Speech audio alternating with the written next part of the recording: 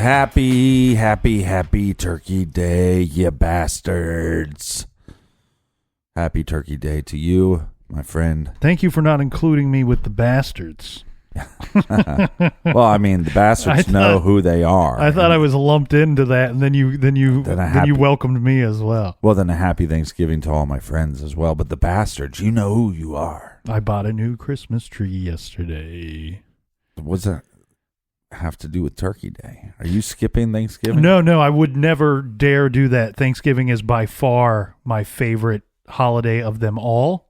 It is one of the few holidays that features football. It's one of my favorite days of football. Mm-hmm. You get 3 good NFL games, and they don't overlap, so you get to watch all 3. Well, didn't they do some college games last year? Maybe not on Thanksgiving, but maybe night before or something. I bet you there's some Black Friday college action going on. Mm-hmm. But I love the pro games on Thanksgiving because often I watch a lot of pro football with other people, like at bars or with people that I'm mainly at bars. Yeah, but people that he has a problem. I'm kind of friends with. But the thing I like about Thanksgiving is I get to watch football games with people that I'm very close to. Right. So that's more fun. So, yeah, new Christmas tree for the Colonel. I've been rocking the same sad Christmas tree for the last, 12 years or something. So it's overdue, my friend. I got a new one, too. Ooh. It's only about this tall, though. All right, well, that's bad pod, but it's only we'll get drunk and compare Christmas trees. Only about 5 inches or so. Maybe it's no. I think it's a total of 19 inches, maybe. Okay. I bought one of those Charlie Brown Christmas trees. Oh yeah, nice. Yeah, because what the hell am I going to hang a Christmas tree for? Well, I told you that I wanted to do this with you. I wanted to go through some of my. This is kind of an easy way for Nick to go through some of his email. But something interesting along the way happened. I noticed that, and you probably get this too, because a lot of people that will email me copying you or they address things to both of us. Mm-hmm. And so I noticed that I was getting a lot of questions regarding just kind of, random things that we may have covered on the show at some point or just, thoughts and opinion type things. And I thought, well, you know what? I'm going to compile a list of these, and I'm going to ask the captain for his thoughts and insights into these items. But before we get into that, just a couple quick things here, Captain. Quick sponsors. Last week, we featured the Brianna Maitland case. Mm-hmm. And we talked quite a bit about the vehicle being towed. And, should the police or should the sheriff have contacted the owner of the vehicle, which would not have been Brianna, it would have been registered to her mother. Right. Which would have triggered, my daughter's missing. Yes, they probably would have found out, and depending on what report you read, 2, 3, 4 days earlier that she was actually missing. Right. And who knows what that would have done for the actual investigation. But I did have a couple people email me, first Tim, and we also have Jacob. So these two guys basically emailed me the same thing, stating that they found some information online stating that the protocol for abandoned vehicles in the state of Vermont is that the tow company will send a form to the DMV. Right. They have 30 days to contact. Correct. So there is some form of notifying the owner, but as we went into, it's too damn difficult to make it the police, the police job to notify the owner. No, I'm just saying it would have been nice, but it didn't happen. And also in every department, there's different protocols. So there's a lot of times that things that we think are no-brainers or all that should be, the cops should be doing that. Well, again, we've talked to plenty of cops, and one of the things probably a big criticism on the show is, hey, protocol's different in every department. Right. So, when you're overworked and understaffed, you're not going to go above and beyond on every case. It's just not going to happen. The other thing, too, that I'm getting a lot of email for is there might be some movement on the Long Island serial killer case. And actually, before I started getting these emails, sent you a text. Yeah, you and I started talking about this before I received anything. So the gist of that is that they are pushing to get the 911 call, the Shannon Gilbert 911 call, released to the public, so we would be able to hear the entirety of the call. And if I remember correctly, I don't think we've actually heard much of the call, if any actual parts of the call at all, but other people have listened to it and said publicly, this is what I hear. Yeah, and once that comes out, I think we'll just do a whole episode just on that call, dissecting it, what we think it means, and go on from there. We've actually covered Long Island serial killer probably, what would you say, 4, maybe 5 episodes? Mm-hmm. Because, well, I mean, if you count the stuff that we did with Joshua Zeman on his documentary, right, probably the killing 5 times, 6 times. Because what was interesting about that case, among a bazillion other things, is we covered it in our first season, and then it was a pretty ongoing and active investigation from that point forward. So there was times that we naturally revisited that case. And you know what's crazy? I thought kind of that we had maybe done it too much, or really focused in on it too much. Right. I've received a ton of emails saying, hey, it's time for another Long Island serial killer episode. It's time. So we'll put, 2019 is upon us, and the captain and I in the Garage Army are starting to lay out 2019, starting to look at cases for that year, and we can certainly put that on the calendar at some point. Well, it probably will be if the tapes are released. Especially, yes. Let's just get those tapes released so we can talk about it. Are you surprised that here we are in November, and in October we talked about the Jaimee Claus case, the missing girl? Are you surprised that with the amount of national attention this case has received, are you surprised that we don't have a conclusion yet, or we haven't found Jaimee? I mean, sort of. I mean, the fact that the FBI is involved, but you would think that there would be something that would come out earlier than has, but it could be a lot more sinister than we believe. Mm-hmm. So I think when they do know what happened, I think people will be shocked by the details. Do you think that the police, the investigators working the case, know a lot more than what they're saying, or that they have a general good idea of what they think went down at the house that night and how it went down? No, but I think in every case, I mean, it would be safe to assume law enforcement is holding a lot of things close to their chests. Which case that remains unsolved surprises you more? The Missy Bevers case or the Delphi murders? Because both cases we have a situation where we have video footage of the perpetrator. I'm a little shocked that both of them are not solved. I think for me, more so the Delphi one, because of we can hear the voice. Right. And I think the difference between the two is the person in the Missy Bevers security footage, it's very likely, like it's so incredibly likely that that's the actual killer. But we've never had anybody tell us straight up. Yeah, but we know. I mean, right. Connect the dots. I mean, but with her case, we don't, uncertainty as to the gender of the perpetrator. And then Delphi, we can see the individual's face. We can see the bridge guy's face. We can see his clothing. Some of the stuff's a little difficult to make out, but we also have his voice, his words. But I think a lot of that is misinformation on the internet. I mean, when you arrest somebody in Colorado, it makes it seem like this person is connected. It seems like, well, now the case is solved. A lot of people stop doing what they were doing before and searching.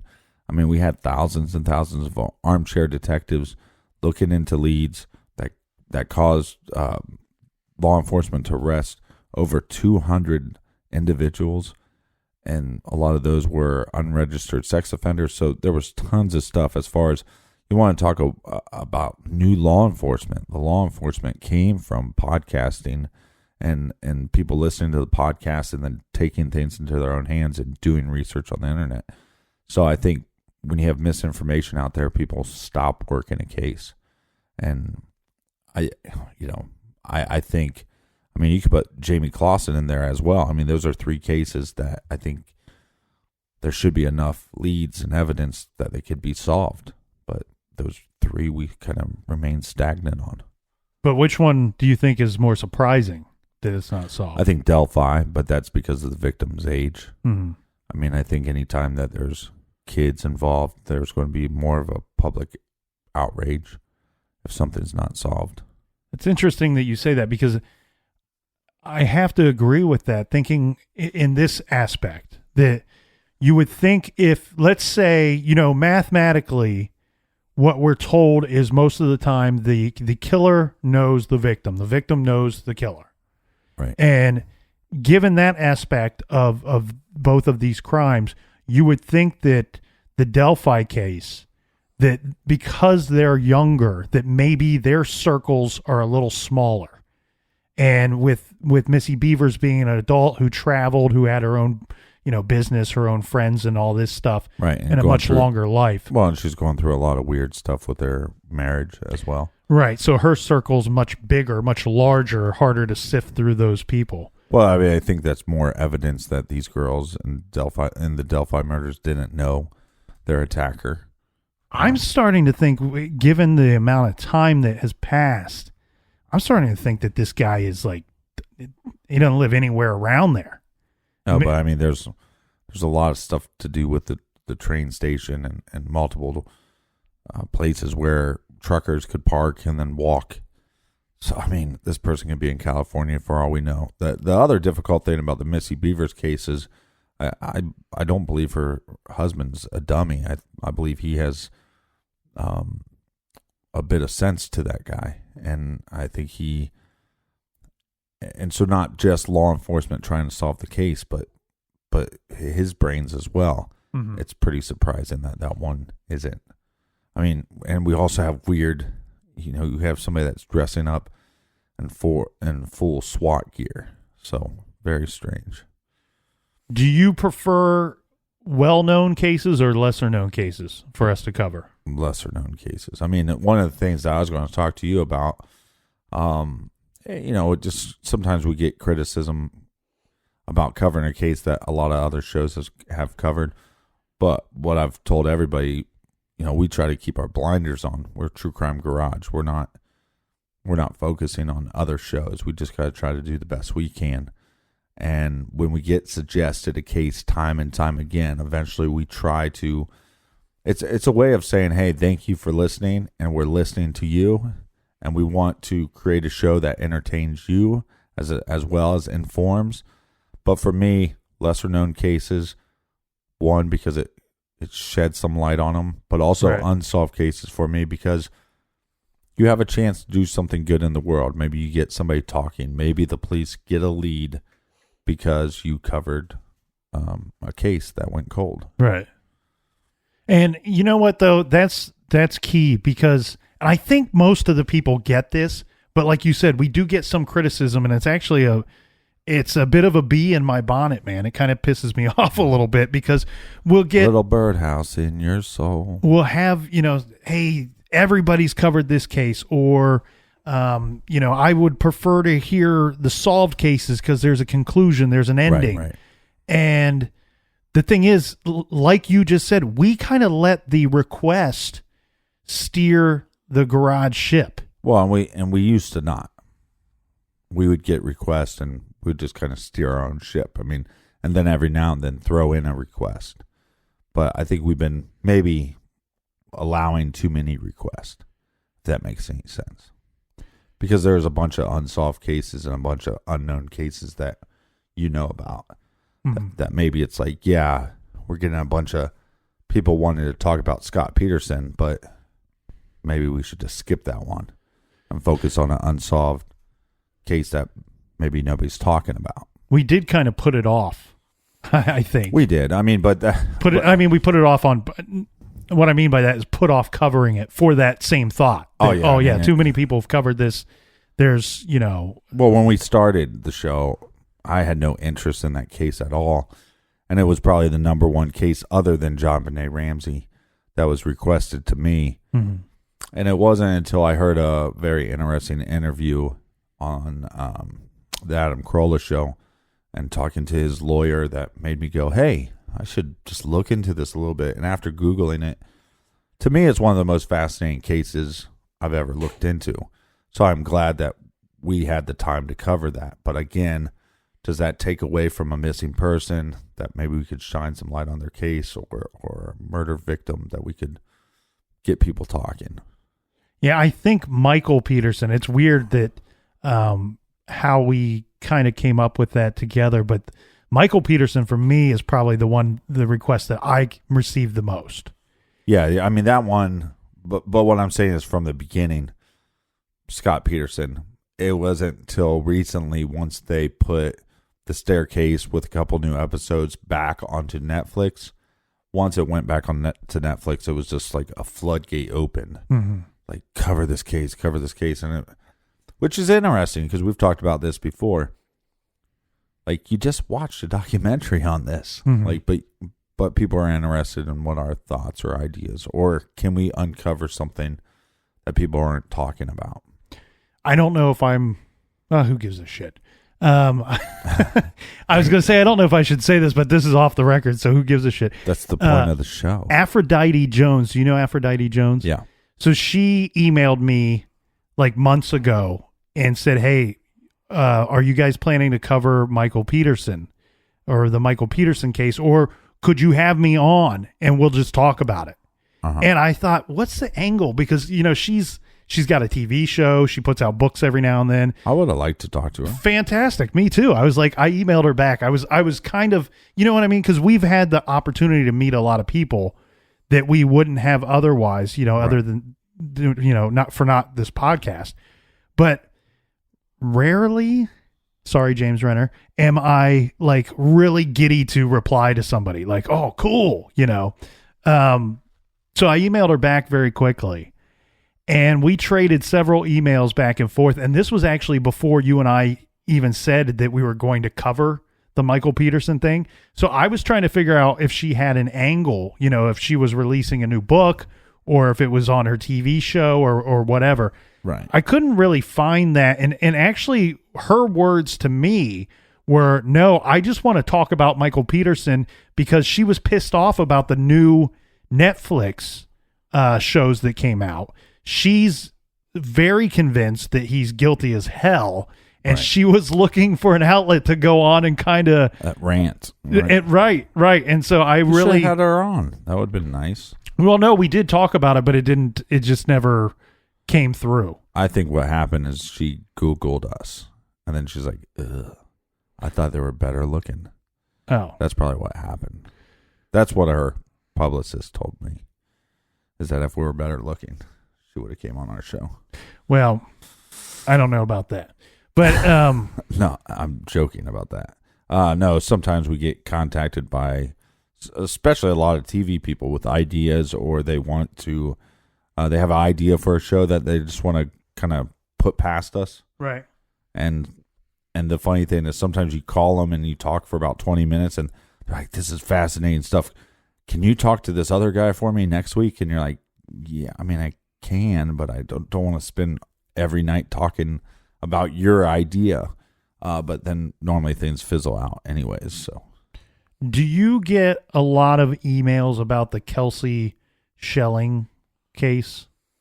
That's the one with she has the baby daddy Dante, and he's likely. Well, I think we outwardly said on our show that he's been believe arrested, right? That he was the last one to see her, and his mother was arrested. I want to believe that one of them was released. Yeah,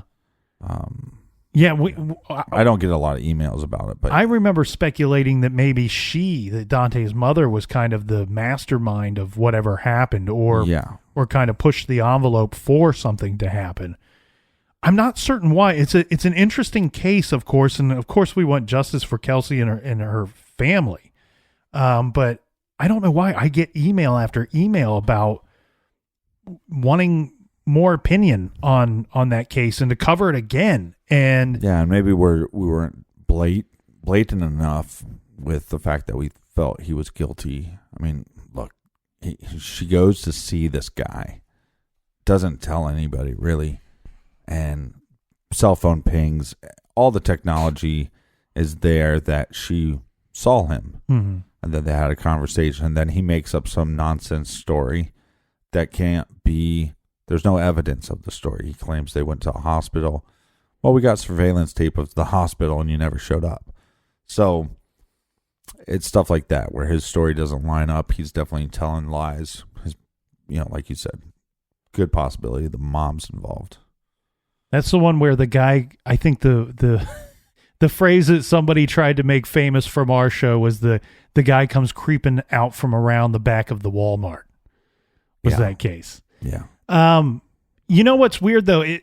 You said maybe we weren't blatant enough. At least 2 people thought we were blatant enough, or maybe that's probably not the right word. Yeah, it's probably not. Because I did get a couple emails that I'm racist because of my opinions on that particular case. Of course. I mean, it could only mean that I'm racist if that's what I thought happened. Right. I got one too about being homophobic. Well, I shouldn't say one. I've several. But so homophobic, correct me if I'm wrong. That means you're like afraid of homosexual people, right? That doesn't mean you like hate them. It means you're like afraid of them. Well, I think it's kind of both. A little bit of both. Implying both. But again, I mean, that's nonsense. Yeah, but what was weird about that was the case that we had covered, and I think that I think they probably worded this in their email, but if they didn't, I have to assume that they're emailing about the most recent story, right? Uh-huh. And that was the Jasper, Texas case. Jasper, Texas. Right. So we covered that. We covered this case where there was an individual that claimed to have been raped by other men in prison. And following that, I get an email stating that I'm homophobic. Look, if I'm afraid of anything, it's being raped by other men in prison. Right. They need to come up with a term for that, like a real word for that.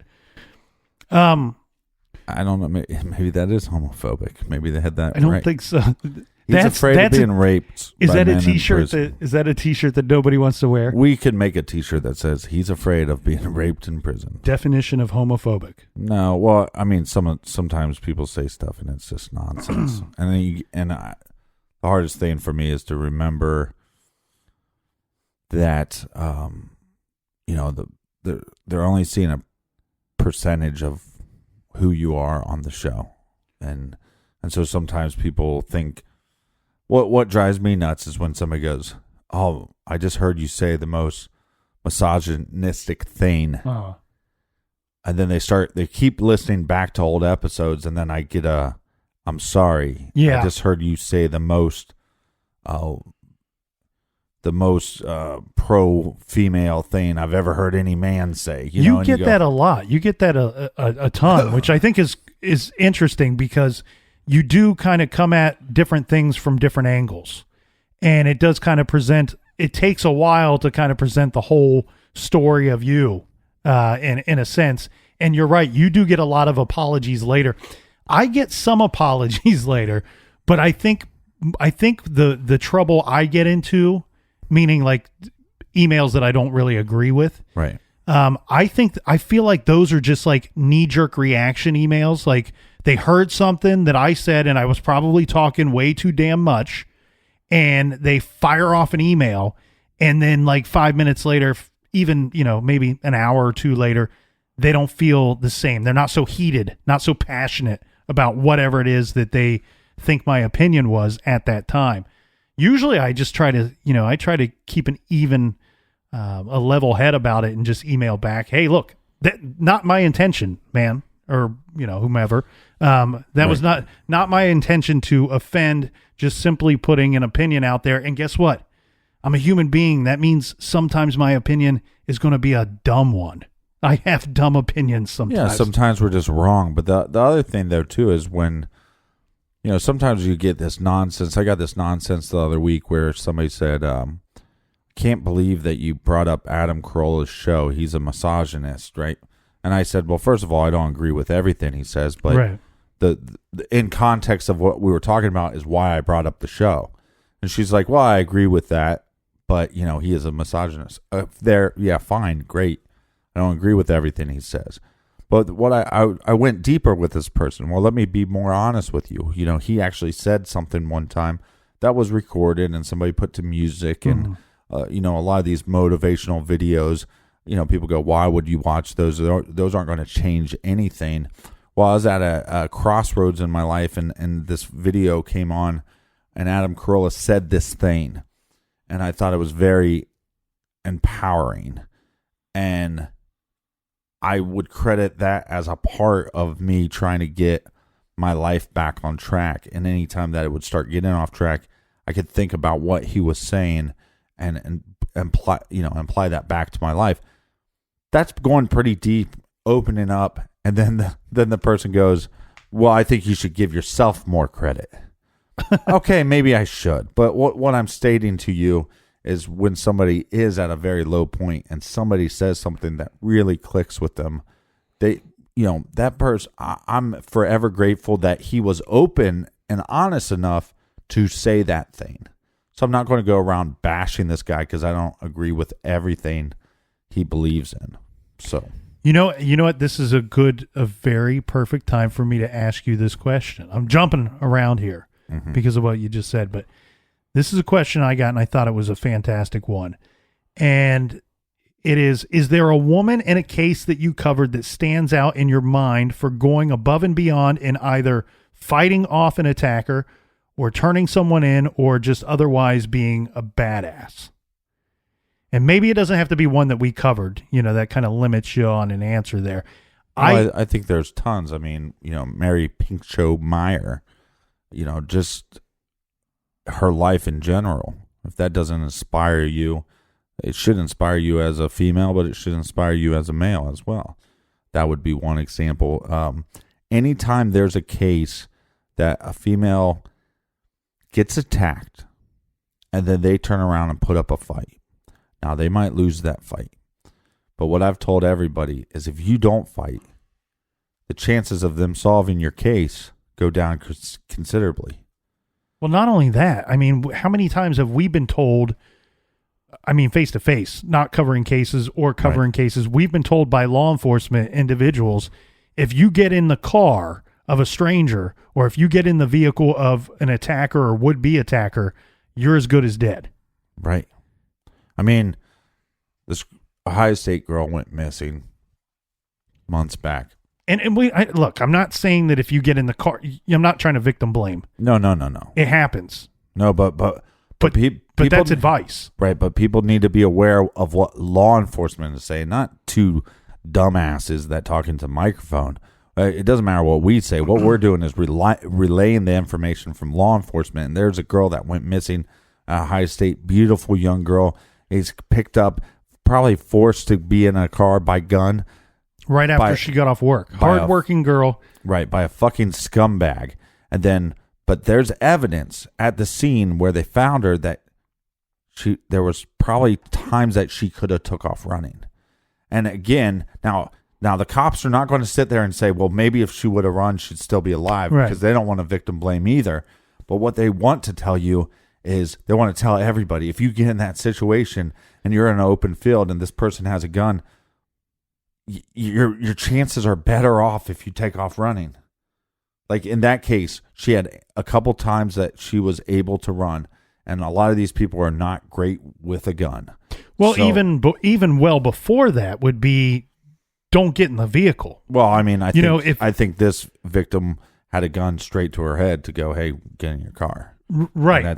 But again, not victim blaming, but me, if I found God forbid, find myself in that situation, God forbid any of us find ourselves in that situation.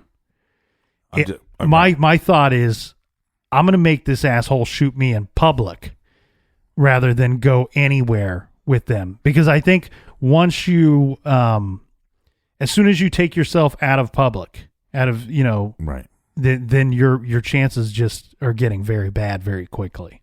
Yeah, and maybe people would say that's irresponsible, but I'd say if you're ever attacked, please fight. Some people that came to mind for me immediately, and like you said, that there are so many women, men in a lot of the cases that we've covered, that there's these unsung heroes sometimes in a lot of these cases, and sometimes the hero is the victim. Ultimately, who knows when we have a serial killer, the last victim or any number of their victims, who knows the eventual murders that were stopped because of those people along the way. Who knows, it's really endless. But the ones that jumped off the page for me were, remember Gina Frenzel, who helped us with the Dark Past episodes? She was the one that helped to take down Felix Vale, who ultimately ended up being a serial killer, and he wasn't caught for decades after. She throws herself in the lion's den right inside of his house one-on-one and took him down. And then someone that I kind of badmouthed her a little bit, but I spoke highly of her too. And somebody that I'll never forget is Noreen Gosh, Johnny Gosh's mother. Yeah. I don't agree with everything that she says may have happened along the way, but what I have seen out of her is she's like this huge victims advocate. If when people when their child is missing, she's drove to other states, other cities, other states, and spent time with the parents and said, look, this is some things you can do to assist in the investigation. Here's some things you can do to try to stay positive. Here's some things that you can do to try to keep your head up and not, these are dark days for these people. Yeah. And she's offering a little bit of light, a little bit of help. Well, and I love when people sit there and say, and then on the opposite, you get one email that says you're a misogynist. The next one you say, oh, you're such a feminist, Well, look, I don't like to label myself with shit because I just think you're an idiot once you start doing that, but that's my point of view. But am I pro, women? Hell yeah, I am. I'm pro everything. Pro women. Nope, there shouldn't be any more. After we get rid of all these vans, we're getting rid of all the women. Yeah, but I think I think the term feminist has got a bad rap because it's these people that are taking on these issues and they don't exactly know what they're talking about, and they're blaming people for nonsense. So I think the word feminist sometimes gets a bad rap. To me, it's just I'm for everybody in my mind is equal. You're either a good person. Well, until you prove that you're a piece of shit. Right. You're right. So you're either a human being and you're on one level, or you're a flaming piece of shit. Ooh, a flaming piece of shit. Yeah, like Randy Macho Man said. No, dude. This is one of my heroes. No, I'm saying like that's how he would say it. That's how he would say it. I don't know. He wasn't a piece of shit, I don't think. What about no evidence of that? What about a flying flaming piece of shit? A flying flaming piece of shit. Because now not only is like a flaming piece of shit is the worst kind of POS to be. Well, but a flying flaming piece of shit is the most dangerous. That's a dangerous. Yeah, it's a dangerous. If you ever get attacked and you have a flying flaming piece of shit that you can throw at a piece of shit, that other piece of shit will catch on fire. Oh, if you just happen to have one. I just happen to have a flaming. You might have had a lot of Taco Bell that week. Well, this has really gone bad. The other one that I don't know the name, and I'm probably going to get some criticism for this, but in the Tara Grinstead case, you had a situation where Bo Dukes confessed to roughly about 7 people throughout the time of from the time that what he claims happened to the time Tara Grinstead. What was that? To what happened to Tara Grinstead. Yeah, to what happened with Tara Grinstead to the time that they arrested Ryan Duke. He confessed to a lot of people. Yes, sometimes he was drunk, but it wasn't until the girl he was seeing basically said, I got to give this info to somebody. I have to give this info to somebody. And I think on top of that, she was smart enough when the GBI said, hey, let's wire you. Let's try to get him. Right. She said, that's not going to work. I need to be honest with him. And she was honest with him. Hey, I went to them. You need to come forward. You need to have this be over with. Now, that's a good one. I forgot about her. Now, we don't know what the end result of that is going to be. Yeah. But at the end of the day, it's because, and look, it's not just about being strong. It's also about being honest and saying, hey, I have to do the right thing here. I care about you, but I have to do the right thing. And I think I wish there was more people like that. And it's a fucking shame that, some of these podcasters have no problem with throwing innocent people under the bus and talking a bunch of bullshit about them. At the end of the day, is she lying about a couple things? Who knows, right? But let's in all fairness, this problem came to her. She wasn't the problem. Mm-hmm. So when this problem was presented to her, she stepped up to the plate and she tried to do the right thing. And I think she tried to do the right thing for Tara Grinstead. So, I think people should give more credit to people like that. And that's one of the reasons why people don't come forward about shit. Is because they're like, well, I'll be thrown under the bus. Or maybe they won't believe me and they'll think I'm involved in the murder somehow. Mm-hmm. So, I think we need to applaud that. But, there's just case after case after case where there's examples of people, especially women, that it's just inspiring, where you go, I need to be more like that. Do you think that it's more, what do you think happens more often? People afraid of the fear of turning someone in that could go and be involved in that, or the fear of being implicated or being thought to be a part of whatever happened?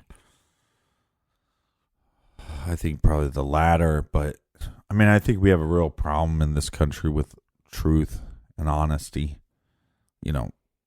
There's, and I don't want to get into tin hat theories, but there's so much nonsense that I've read about that you can read that something really bad happened or something really unfair happened, that you can't even, in your wildest dreams, you can't even believe that it happened.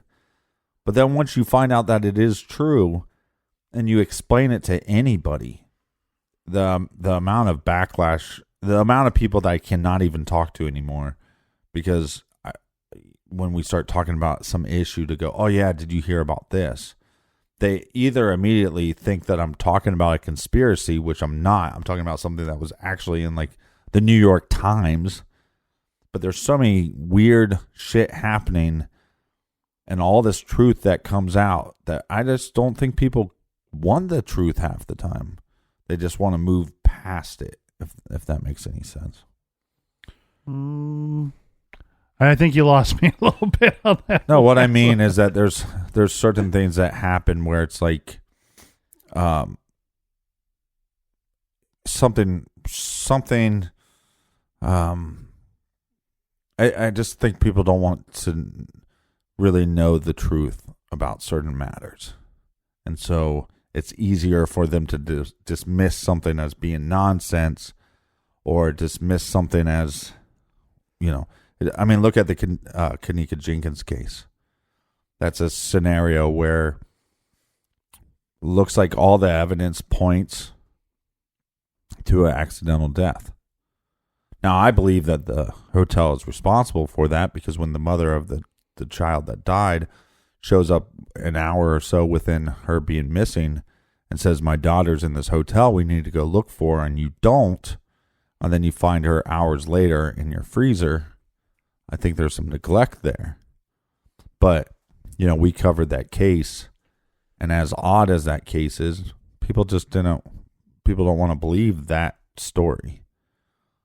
Mm-hmm. It just doesn't sit well with them. Well, when the family does an investigation as well, and they basically say, yeah, the investigation that we did matches the investigation the police did.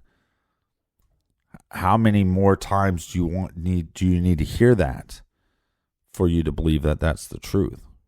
That would be an example of things.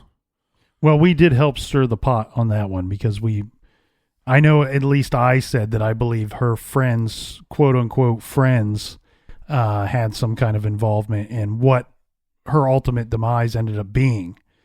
Well, and there's no doubt that she looked heavily intoxicated or heavily drugged, but it makes you question stuff, man. It really starts making you question things when you go, well, the autopsy just didn't prove that evidence. Mm-hmm. But it makes you question things when, I mean, look at the staircase, Michael Peterson. You have blood evidence that was completely phony. So then you wonder in the Kenneka Jenkins case, yes, her family agrees that it was accidental death, and then the law enforcement thought it was accidental death. What if that toxicology report is just complete bullshit? You know what I mean? Mm-hmm. We don't know. But you have to take what they give you and then try to come to a conclusion. But then what if you found out 5 years later that toxicology report was complete bullshit and she was minutes away from dying from drugs? Well, but the thing with the toxicology report doesn't mean that somebody didn't slip or something. Right. You know what I mean? Like that's the whole thing. Like if it's an accidental death, I get that. I get her, her family did an investigation, the police did an investigation. And I get that it's ultimately ruled an accident, but sometimes accidents happen for a reason. And in my opinion here is there is some blame specifically in that case to be passed and pushed around. And do I think that maybe one individual or a group of individuals is ultimately to blame 100% for her death? No. Right. I don't think that, but I think that there is some percentage of blame to be pushed and passed around, specifically in that case. Like, even the person, and here's the thing, I'm sure that there's some people that were at that party that night that feel pretty bad. Maybe all of them do, for all I know, because of what ended up happening. But at the end of the day, there was a group of people that saw her in that state and chose to do nothing, chose to just let her be. Yeah. And that's why I think there's so many cases that we do. I mean, think about it this way, man. In that case, if the mother would have showed up and there was just some decent fucking human being behind that desk. If a mother came to me and said, hey, my daughter's missing, I think she's in the hotel. Mm-hmm. I could sit on my fat ass for a little bit longer, or maybe I could go, hey, let me try to help find her. Right. And yes, is it a big hotel? Yes, but it's not that big. I mean, you worked security in a very big building, mm-hmm. but if a lady in panic that was talking with you she talked to them with respect, right? They're showing, you would have helped her. There's a difference though, because of a couple things, and this might fall into the area of the hotel and what their duties are as well. My heart 100% of the time would tell me to help this individual.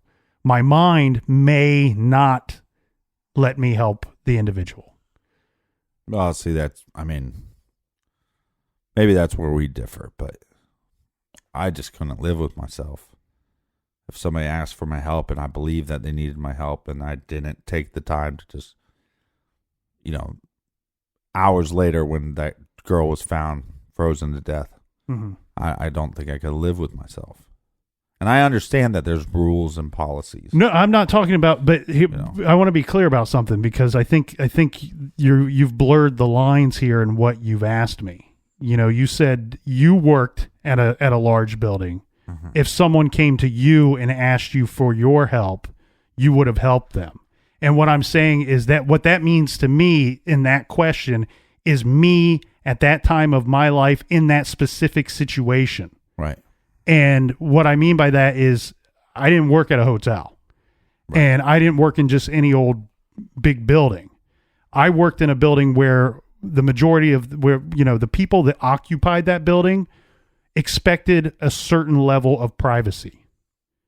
And therefore that puts me in a whole different boat, a whole different set of circumstances than the individual that was at the hotel in Chicago the night that Kenneka Jenkins made her way into that freezer. Well, right. But again, you could then, if it's just you and a superior officer running security, well, if there is a girl that shouldn't be in the building, that is a risk to the people that live there.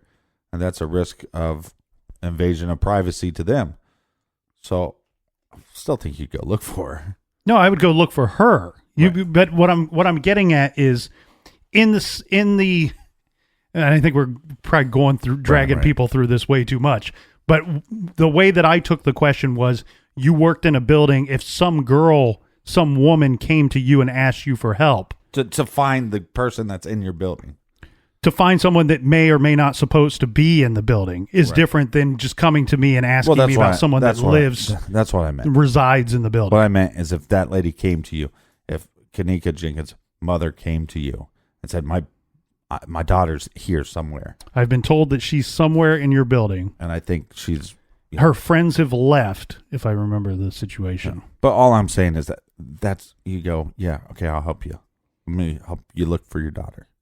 Even at that hour, I could have really been able to narrow down where that individual was fairly quickly. I mean, and look, without even leaving the desk. And I'm not saying that the person behind that desk doesn't think about that decision a million times, because sometimes people that are really good people follow protocol, follow a policy, and they might feel bad about it. I think that's possible. So I call him, of course it's possible. I'm calling him a horrible person, and if they're listening, you are not the sum of one bad decision.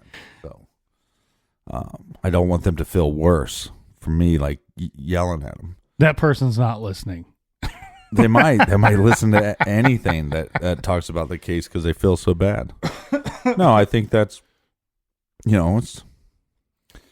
I don't know. That's the other thing I'm surprised by, too, is a lot of these cases where maybe somebody could have helped that didn't help. There's been plenty of those as well. Oh, yeah. Yeah. So many of them. But I think the important thing here, to keep in mind, and you and I obviously do this, it's easy for us to do it because we're talking about ourselves, but the thing is with True Crime Garage, you and I have never claimed ever to be brilliant individuals, to be incredibly smart guys. All we have ever claimed to be is to be the sharpest tools in the garage. Well, yeah, we're definitely tools. No, but it's like, that's the other thing we were talking about before. I mean, we learn more, and you'll see patterns in cases, probably more than some people would. But that's just because of the amount of cases that we covered. But, even if we do this show for another 10, 15 years, I'll never consider myself an expert. No, and actually I welcome, I love when I get an email and someone points out something in a case and it's something, because we sit with these cases for, depending on what's going on in the garage, 4 to 7 days. Right. Before we record them. So you kind of think, you do get to a point after a while that you're like, man, I've been in and up and down and all around this thing. And then you get an email like 2 days after you covered it and you're like, shit, how did I miss that? How did I miss that? Something so simple. Or that's a way better theory than I had. Yeah. And my response to most of the time, and I say response, I do try to respond to the polite emails that I receive. Right. If someone's a jerk, sorry, man. Well, you catch more kernels with honey. That's right. We're suckers for honey. But we're really into the honey. The response I often send when people, and I don't know how great of an idea or thought that they thought it was before sending it to me, but I'm always like, man, I wish you would have put this on the blog. Because that's what the whole deal with the blog is. That's the place for people to throw out their ideas. Yeah, don't share the idea with us. Share it with everybody. It doesn't go very far if you email me your thought or email me and say, hey, I disagree with you, extra crispy kernel. Right. It goes a much better way if we get it on the blog because then it's a discussion. And with the exception of somebody that posts something that, like when we have like 5 or 6, 7 pages of posts. Oh, yeah. And somebody will post something and you're like, 4 other people said that exact same thing already. You got to read the blog because some of them don't read. They just post. Yeah, sometimes people just need to vent. Yeah. rant their theory, that's no problem. I'm going to start a hotline where people can call me after the show. The Tony Romo hotline. Yeah, well, yeah, it's kind of like, but it'll be with the captain. Mm-hmm. But the same idea, and I'll be on a beach. Maybe in the off season, Tony might need some. Here's extra what work. I want to fucking know. Okay. All right, shoot. I know it. Go ahead. You know it. I know the answer. Go ahead. Okay, let's see if you know the answer. Hot shot. Sharpest tool in the garage, right here. So I watched the documentary Muscle Shoals. Okay. Blown away. Blows me away. He loves it. Blows me out of the water. Love it. So much that I actually tried to find out if one of the buildings were for sale. Okay. It's not. It was bought by Dr. Dre and Jimmy Iovine. Okay. Within the next couple weeks, what do I get sent? A jar of Oh, that's the honey. The Muscle Shoals honey. From Fame Studios. Oh, no. Yeah. And I cannot figure out who sent me the honey from Because there was Fame no Studios. card with it. Here's the Did you truth. reference Muscle Shoals I on don't the know show if before I did. receiving the honey? I don't know. You didn't order it, did you? I didn't order and then it. black out and forget? No. Well, I wouldn't ever. But here's the thing. If somebody works there, somebody lives around there, whoever sent me the honey, I will drive down and hang out with you in Muscle Shoals Studios if I can figure out who gave me the damn honey. You ever put honey on biscuits? I don't like biscuits, but if you give me some honey on a biscuit, I will eat the biscuit. Well, maybe just like the honey. Do you ever put some honey on the biscuit? You ever put some of that honey on a hot doggy? I like when you have the biscuit with the butter, a little honey, and then like a blackberry jam or strawberry jam. I like cherry preserves from like different parts of Michigan, because they have like different cherries up there than what we have here. All right, this is just getting way out of hand. We've had too much. We've had too much turkey gravy. We've had too much to drink and not enough to eat. Well, apparently, let's just do this. I've run out of questions. I got two questions. I got two questions for you. Okay. What is your favorite? Let the record show that I was unable to answer the honey question that I guaranteed an answer. Yeah, for. guaranteed an answer. All right, go ahead. But please write me if you sent me the honey from Fame Studios. Okay, I got. You're going to get a bunch of jerks that are going to like. It was me that sent you the honey. I love you, Captain. Yeah. You're so much cooler than the extra crispy Colonel. Yeah, that homophobic Colonel. Yeah, that's the other nonsense too. I mean, side note, somebody will say, and I've had people say, "Oh yeah, the Colonel sounded very homophobic." I say, maybe I do. I don't know. That's not my intention. Yeah, well, they say the Colonel's homophobic, or if they say the Captain's homophobic, I go, we covered this case about Joey LaBute, which Nick was the one that said, "Hey, this case come out. We need to cover this." Yeah. And this is all centered around heartbreaking case. Yeah, it's centered around a homosexual male, and we thought it was very important to cover this case to try to get some information so we could try to get this solved, get people talking about this. And this also centered around an area of a town that both Nick hang out. Wow, Jesus, I drank way too much. But Nick has hung out in this area of town. I've hung out in it a lot. And then there's a bar called the Union Bar, which for a while I think it was known as a gay bar. And now I think it's more just known as gay friendly.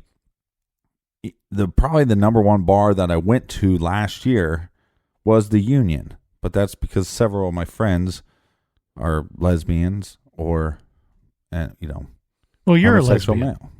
Sorry. Well, now you've gone too far. Now I sound homophobic because I said sorry. I followed that up with a sorry. Yeah, no, but the thing is, it's like so. I should have followed up with a you're welcome. Right, but we can't sit there in detail and say, okay, we're talking about this bar Union, and by the way, the Captain's been to it 5 million times. I mean, I don't care if it's a gay bar or a straight bar. What I like about it is they encourage dancing, and they don't They God don't care, bless 'em. and they don't care what level of skill you have. So if you're at a 1, you'll get shots bought for you just because you're giving it a go, Making a good attempt, showing some effort. Okay, here's my 2 questions for you, Colonel. Okay, Thanksgiving. What is your favorite drink? Doesn't have to be beer, but what's your favorite Turkey Day or around this time of year drink? What's your go-to? Oh, around this time of year or Turkey Day? Because that's 2 different things. Either one. I mean, most days. Okay, so like if I'm drinking, the majority of the time I drink beer, and it varies, what kind of beer that I'm drinking. But this time of year, because it gets cold in Ohio, I tend to drink higher alcohol beers or thicker, heavier beers. I don't know why. I just like those better. When it's 90 degrees, I like a crisp, lighter beer. Right. Something that has a little bit of, a little refreshing to it. Now, specifically Thanksgiving Day, I have a whole different operation that I do. And it's taken me years to find out what the perfect mix is. So I will typically start Thanksgiving wherever the festivities are, whatever time they start. I prefer an earlier Thanksgiving Day celebration opposed to an evening. Some people were like, Thanksgiving's dinner. I'm like, well, it doesn't have to be, man. I'm off work. We can start whenever. So usually I'll bring a bottle of red wine. I like a couple glasses of red wine to start off the day for Thanksgiving. And I like a couple bottles of wine to start off the day. Well, it's a bit of a marathon between the food and the drinking and the hanging out for me on Thanksgiving. I like my Thanksgiving Day to last from about 11 a.m. to about 11 p.m. And I'm going to try to eat, drink, and be merry the whole time. Sounds good. Okay, so then what are you most thankful for this Thanksgiving? Ooh. Cranberries. Wow, shit, you put me on the spot here. Obviously, the first thing that jumps to mind would be our listeners, the True Crime Garage Army. That's what jumps to my mind immediately. Mm-hmm. But what for some reason this has been bouncing around in my mind for like the past couple weeks.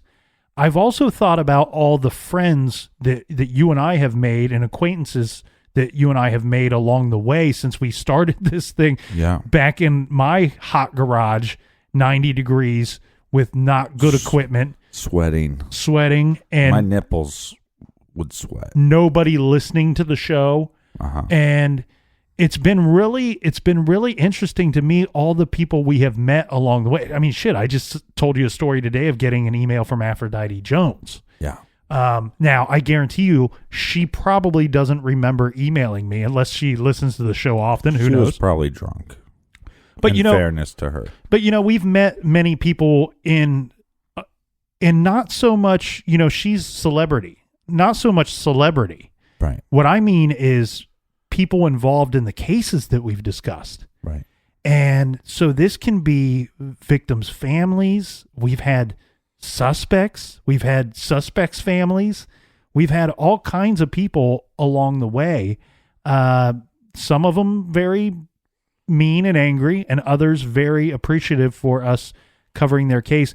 And the tricky thing I think for us is that I don't think a lot of people get is the first time that you're contacted by a victim's family, it's an awakening. It really, truly is, because then it makes you realize it's real. It makes you realize it's real, and not the case. You knew the case was real, but it makes almost the show feel real. Like, oh my God, right. This is so real that they heard us, that they can hear us. Thank you for clearing that up, because that's exactly what I meant. Because in the garage, when we do the show, it's just me and you, man. It's me and you. It's a computer screen. It's a keyboard. It's a few different things here. Yeah, but I know. I'm here. No, I know that. But what I mean by that is that we're in the studio recording 2 days a week, and for many hours each day. And sometimes it does start to feel like, for a couple of hours at least, you and I might be the only people on the planet. Right. And when you get an email or a phone call from a victim's family member, father, mother, brother, uncle, you name it. We've had it. Cousin, brother, sister. Husband. We've had it all. And when you hear from them, then from that day forward, it's always in the back of your mind, what I'm going to say on this show is going to directly affect someone out there. It could break their heart. It could piss them off. It could make them feel better. And all we can do is tell the story. All we can do is collect the information and throw it out there. And sometimes, we put our heart on it. We put our spin, our heartfelt spin on things from time to time. But sometimes we also have to be brutally honest, and it might not be what somebody wants to hear. And It's also not always the information that we feel like we signed up to deliver in the beginning, right? Right. Well, sometimes there's theories out there where we feel that's important to throw those theories out there. If anybody's looking into the case, it gives them a direction to go to, even if we think that theory is nonsense. Because we've seen time and time again with cases, the theory that didn't make a lot of sense the first year of investigating started making more sense the 10th year of the investigation. So we do try to throw out all sides that we hear about. Well, to sum up that answer for you, Captain, I'm thankful for you. I'm thankful for the garage, the listeners, and all the hardworking people out there that we've met over the short time that we've been doing this. And I can't wait to see what happens next year and the year after and so on and so forth. And I'm very thankful for my new co-host that starts next week. He'll be replacing you. Okay. Oh, it's a joke. No. Yeah, am I thankful for True Crime Garage listeners? Yes, I am. But let's get in close. But I'm more thankful for the off-the-record listeners. You, my friends, are the best. Everybody have a happy Turkey Day. And if you sent the honey, come forward. Come forward. If you step forward, you sent son of a honey, bitch. And prove it, because now we're going to have like a dozen people that say they sent the honey. This is going to be like Cinderella's glass slipper. I got that right? Yeah. She had the glass slipper. Okay. Well, we need you to prove that you were the one that sent the honey. Don't be scared. Don't be scared. Don't be scared. Come forward.